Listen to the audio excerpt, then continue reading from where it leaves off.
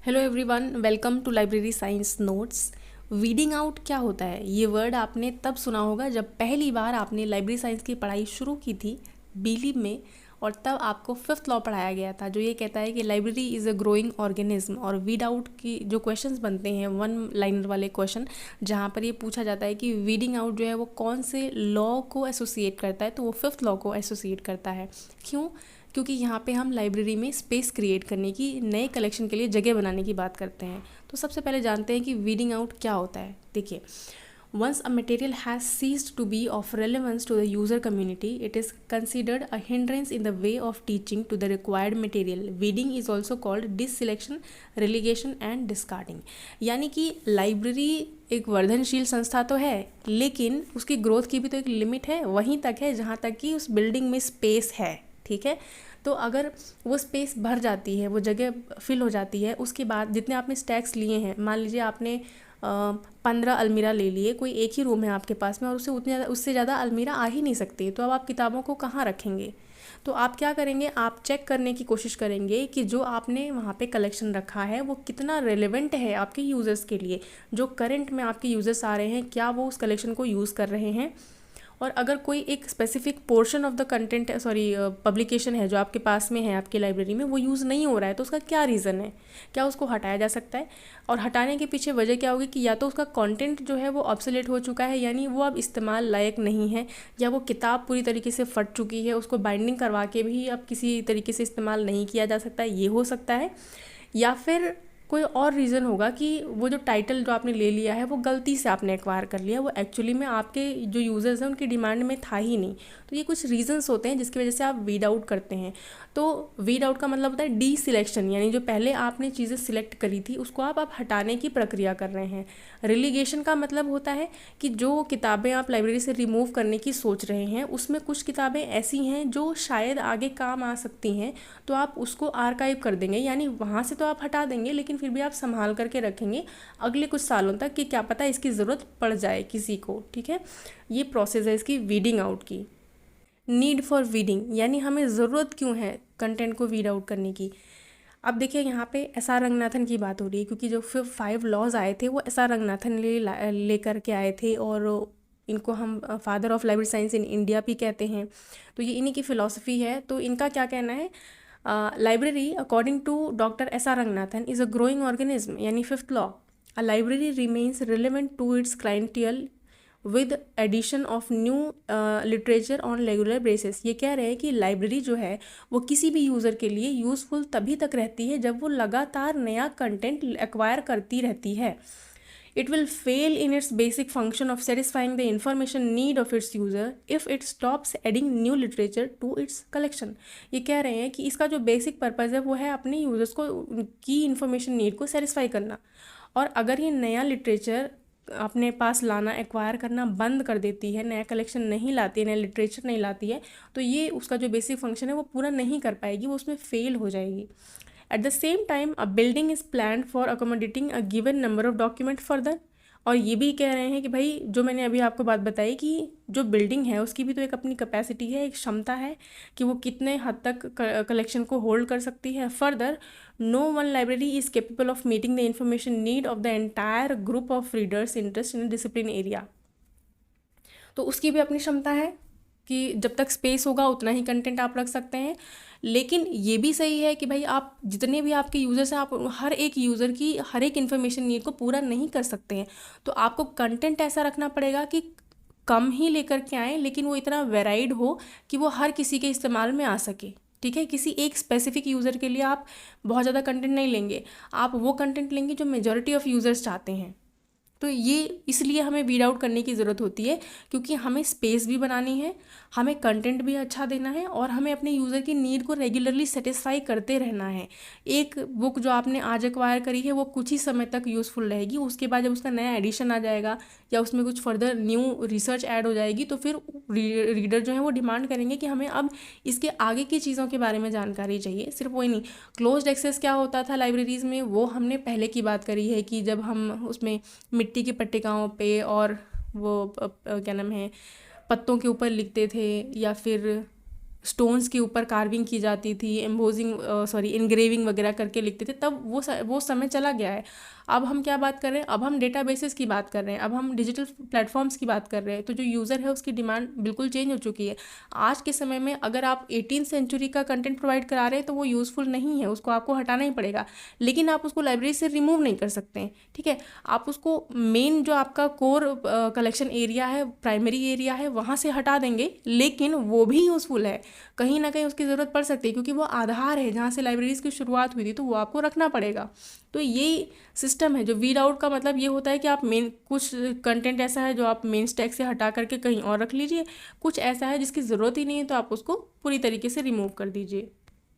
The need for weeding varies with type of libraries. अब weed out की ज़रूरत क्यों पड़ती है, वो डिपेंड करता है अलग अलग लाइब्रेरीज पे। डिफरेंट टाइप्स ऑफ लाइब्रेरी हैं तो उनका वीड आउट करने का समय और प्रक्रिया अलग होगी।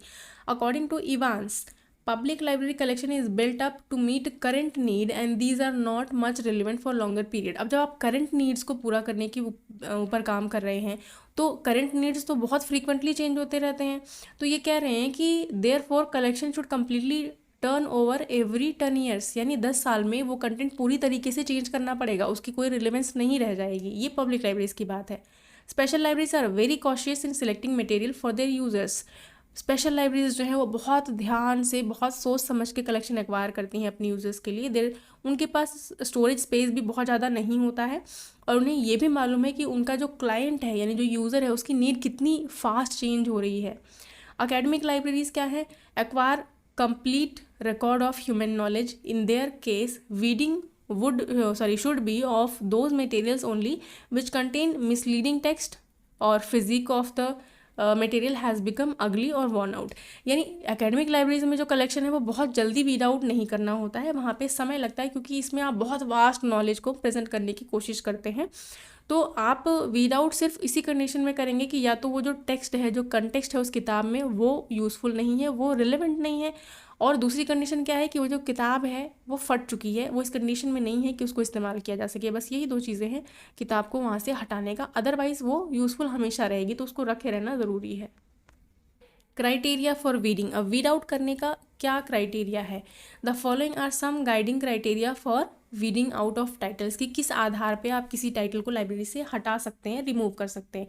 पहला, physical deterioration beyond repair, content superseded by new edition, change in aim and objective of the parent body, name of copies of a title number of copies of the title in excess to the prospective demand, gifted collection falling out the scope and titles acquired by mistake. देखिए, physical condition जो है वो इतनी ख़राब हो चुकी है किताब की कि उसको अब रिपेयर करके, बाइंडिंग वगैरह करके भी उसको यूज़ नहीं किया जा सकता है, तो उसको हटाना ही पड़ेगा।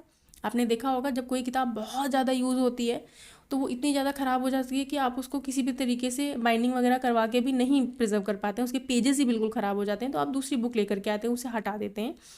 दूसरा कि उसका कोई नया एडिशन आ चुका है तो पुराने वाले की जो ज़रूरत थी वो ख़त्म हो गई है, या फिर आपकी जो पेरेंट बॉडी का, यानी पेरेंट बॉडी का मतलब होता है वो संस्था जिसके लिए लाइब्रेरी बनाई गई है, तो अगर उस संस्था का जो उद्देश्य है वही चेंज हो गया है तो लाइब्रेरी का जो कलेक्शन होगा उसको भी रिवाइज करना पड़ेगा, चेंज करना पड़ेगा। आपके पास बहुत ज़्यादा नंबर ऑफ़ कॉपीज़ हैं एक ही किताब की, इतनी ज़रूरत भी नहीं है, तो आप उसको हटा सकते हैं। आपने गलती से कुछ टाइटल्स एक्वायर कर लिए हैं जिनकी रिलेवेंस नहीं है, ज़रूरत नहीं है, लोग डिमांड नहीं कर रहे हैं, और या फिर आपको किसी ने कुछ ऐसा कलेक्शन गिफ्ट में दे दिया है जो आपकी लाइब्रेरी के यूज़र्स के लिए किसी काम का नहीं है, तो वो सिर्फ एक्स्ट्रा स्पेस बढ़ाएगा लाइब्रेरी में, कवर करेगा। या अगर गिफ्टेड कलेक्शन है जो आपको किसी ने दिया है, आप उसको मना नहीं कर सकते, आपने ले लिया है, लेकिन उसका जो यूज़र है वो आपकी लाइब्रेरी में कोई है ही नहीं, उसकी कोई डिमांड ही नहीं, तो लाइब्रेरी में वो सिर्फ एक्स्ट्रा स्पेस कवर करेगा। तो ऐसे कलेक्शन को भी लाइब्रेरी में नहीं रखना चाहिए, उसको रिमूव कर देना चाहिए। Weeding out process. अब किताबों को वीड आउट करने का, रिमूव करने की प्रक्रिया क्या होती है। Weeding of library material is as important as selection of titles for acquisition. जितना ज़रूरी है टाइटल्स को सिलेक्ट करना उतना ही ज़्यादा ज़रूरी है, मतलब सिमिलर है जब आप टाइटल को रिमूव करने की बात करते हैं।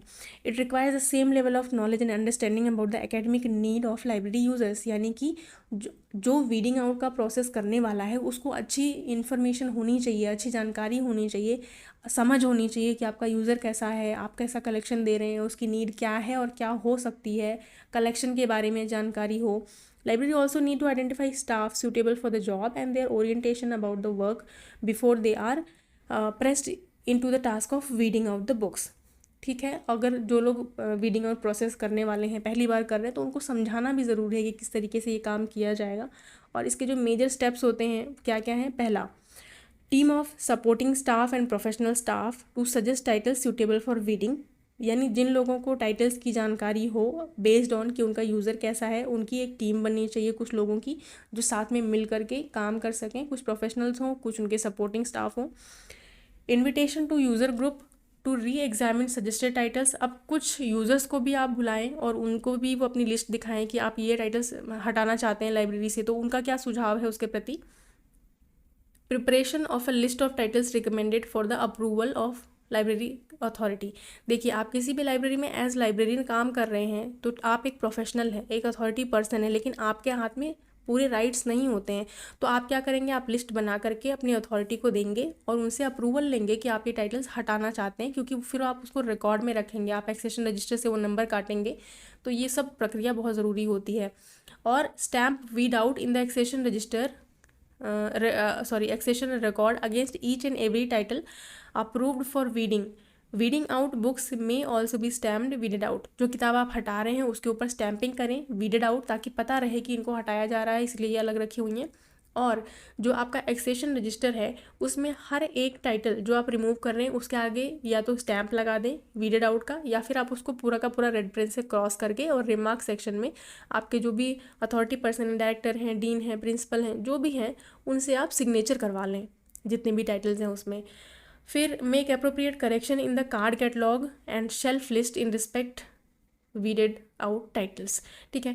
अब आपने कैटलॉग भी मेंटेन किया होगा, तो उस कैटलॉग की लिस्ट में से जो टाइटल्स हट गए हैं उन्हें हटा करके उसको रिवाइज़ कर लीजिए, और आपने जो शेल्फ लिस्ट बना रखी है कि यहाँ पे कौन कौन से टाइटल्स अवेलेबल हैं उनको भी रिवाइज़ कर लीजिए कि जो टाइटल्स हट गए हैं उनका नाम वहाँ से रिमूव कर दिया जाए। बैरियर्स टू वीडिंग आउट का प्रोसेस क्यों नहीं होता है, आपने बहुत जगह देखा होगा, आप भी कहीं लाइब्रेरियन है, काम कर रहे हैं, तो आपके मन में भी ये चल रहा होगा कि भाई ये वीडिंग आउट तो ठीक है, सुना तो है, लेकिन होता कहाँ है, हमारे लाइब्रेरी में तो आज तक नहीं हुआ। सही बात है, आपके मन में सही सवाल आ रहा है, नहीं होता है, तो क्यों नहीं होता, उसके पीछे क्या बैरियर्स हैं।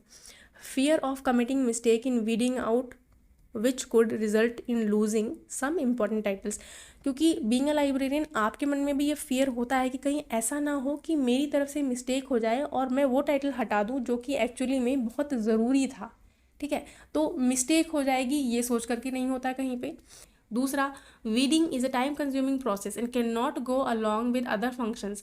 अब वीड आउट करने के लिए आप ये नहीं, ऐसा नहीं हो सकता कि आपका डेली रूटीन जो है लाइब्रेरी का वो चलता रहे, आपकी क्लासेस भी हो रही हैं, लाइब्रेरी की सेक्शंस भी हो रहे हैं और एक्टिविटीज़ भी हो रही हैं, टीचर्स भी विजिट कर रहे हैं, इशू रिटर्न चल रहा है और आप वीड आउट भी कर रहे हैं, ऐसा नहीं हो सकता है।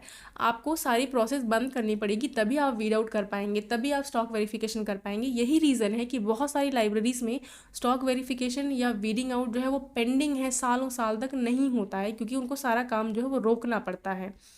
Lack of support from the user community, users खुद ही नहीं चाहते हैं कि लाइब्रेरी बंद हो, है ना, तो आपको तो प्रॉब्लम होगी, आप कैसे अपना काम करेंगे। The common perception is that library Prestige lies in the large collection, बहुत जगह पे ये भी डर रहता है कि भाई हमने तो दिखा रखा है कि हमारे यहाँ पे 50,000 का कलेक्शन है और एक्चुअली में यहाँ 30,000 भी अवेलेबल नहीं है, तो हमें तो हमारी रेपुटेशन ख़राब हो जाएगी अगर हम एक्चुअली में बता दें कि हमारे पास टाइटल्स कम है, तो ये भी एक चीज़ होती है। Occasionally legal problems come in the way where weeding is called as wasting of public fund, जहाँ पे गवर्नमेंट लाइब्रेरीज़ की बात आती है वहाँ अगर आप वीड आउट की बात करेंगे तो गवर्नमेंट मतलब सेक्टर में ये होता है कि भाई इतनी सारी बुक्स मिसिंग हैं, इसका मतलब ये है कि जो गवर्नमेंट की तरफ से फ़ंड आ रहा है उसका यूटिलाइजेशन जो है वो गलत तरीके से हो रहा है, तो ये भी एक फियर होता है, कहीं ना कहीं फियर ही कह सकते हैं। और थोड़ा सा लैक ऑफ अवेयरनेस होती है कि इतनी सारी चीज़ें मिसिंग कैसे हैं, अगर वहाँ पे हमेशा स्टाफ है, सब कुछ देख रेख हो रही है, तो इतना मिसिंग तो होना भी नहीं चाहिए। तो ये कुछ बैरियर्स है जिसकी वजह से वीडिंग आउट प्रोसेस जो है वो डिलेड रहता है हमेशा से। ये कुछ रीजंस है जिसकी वजह से जो वीडिंग आउट प्रोसेस है वो बहुत सारी लाइब्रेरी में बहुत सालों तक होता ही नहीं है, लेकिन बहुत ज़रूरी है इसको करना। आप चाहें तो अगर आप रेगुलरली 6 मंथ और 1 ईयर में करते हैं इस काम को रिपीटेडली, तो आपके लिए बहुत ईजी हो जाएगा इस काम को करना। और ये पूरा टॉपिक है, आई होप आपको ये समझ में आया होगा, और अगर कुछ कन्फ्यूजन है, कोई क्वेरी है, तो आप कमेंट करके ज़रूर पूछें। Thank you.